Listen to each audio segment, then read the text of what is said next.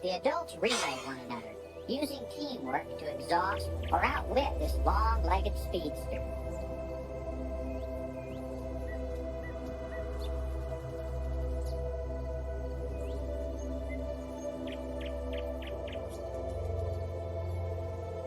It's ironic that we tend to root for the underdog, to sympathize with the jackrabbit. As predators ourselves, we should be able to identify more with the coyotes.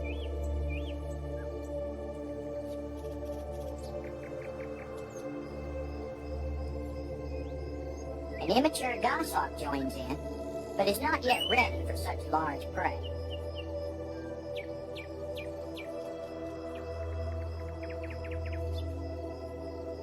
The coyotes seem to relish the chase, but catching their quarry is not just fun and games.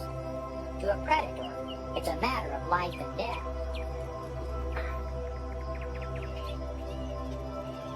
Many people believe the coyote's role is that of villain, but nature does not distinguish between villains and victims, only between the successful and the unsuccessful.